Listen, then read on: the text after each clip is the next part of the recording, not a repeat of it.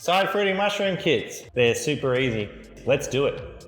If you check out the instructions page, there's a leaflet. There should be a QR code in the flyer in the box. Scan it, take the instructions page, and download the side fruiting instructions, or check out this video. So what you're gonna need is a knife. I use isopropyl to sterilise the knife between different kits. You can just flame sterilise it. Here's a lighter I prepared earlier. So open the box, you'll be able to see on the bag there is a label. Generally that will tell you what type you've got. So take the bag out of the box and just set it aside. And you can see around these edges there's a perforation. We want to cut that out.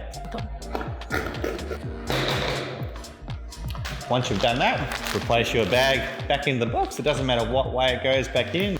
Just make sure your plastic's folded over the back side. And there's a nice bag exposed to the box. Make sure before you cut your bag open, it's best to have a clean, sterile knife. Today we'll just use a lighter, just to sterilise the end of it. Just make sure you get the bit that's going to cut it nice and hot, just to kill anything that's on the surface. Give it a second to cool. Once it's cool, do a nice X.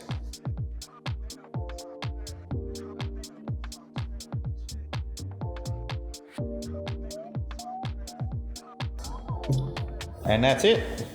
Try not to touch the block with your fingers. Make sure it stays flat down your block, because that'll keep it humid on the surface, and that helps create a little humid area for your mushrooms. When misting, only do a light spritz, just a at the plastic. Do not lift up and spray the block directly. Make sure when you're filling your misting bottle, use cool boiled water. Clean water will also help extend the life of your mushroom kit. The cleaner you keep things, the more mushrooms and flushes you'll get. The best part about these kits is you can just grow them on your bench at home. Generally, we suggest the laundry or bathroom with the door shut, so it's more of a humid area. If it's between 70 and 90% humidity, they're just gonna grow. So less is more, just light spritzing when you mist, and that's all you gotta do. If you're not ready to use your kit straight away, make sure you put it in the fridge. Otherwise, if you put it aside somewhere, you'll come back to mushrooms growing out the side.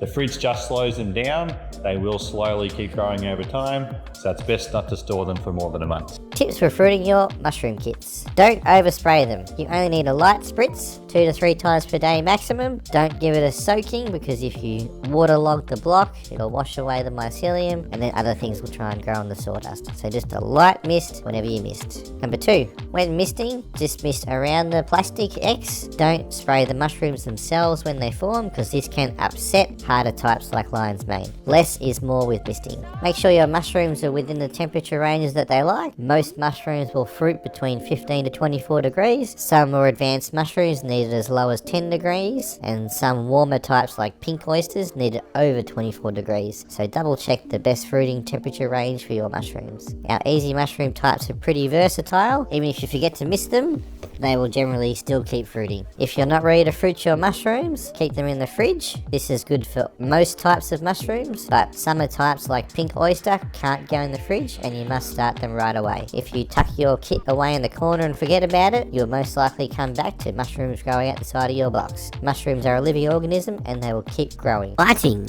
Mushrooms do like some light, but not much light. Enough light to read a book is enough light for your mushrooms. Make sure wherever you put them, they're not in direct sunlight, because this will heat them up, and if they get hot, it'll hurt your mushrooms. So a nice cool spot with enough light to read a book. If you cut your kit wrong, don't worry. You can wrap it up in Glad wrap and then cut a new cross. Be mindful of drafts. Any kind of wind can dry your mushrooms out, so make sure they're not near any heaters or things like that, because they will dry out your mushrooms. Mushrooms love humidity, but anywhere between 70 and 90% humidity, they'll fruit just fine. If you have any questions or unsure of anything, just shoot us a message with a picture and we'll give you some more advice. The cleaner you keep your mushroom kits, the more flushes of mushrooms you'll get. So make sure you have a nice clean spot for them and look after them, and they'll reward you. And lastly, don't forget, mushrooms breathe oxygen just like we do, so you need to have fresh air exchange. Don't put them in a confined space or in a sealed container, because they will run out of oxygen and then they'll start growing all really weird and funky. Passive air exchange is best for small setups, so a door cracked or a window ajar is enough for fresh air exchange for your mushrooms. mushrooms. If they start growing all weird and wacky, you might not have enough fresh air exchange, so add a bit more. Also check out our making a terrarium video. That's another helpful guide on making a good spot to put your mushrooms. And I think that's it. Thanks and have a good day.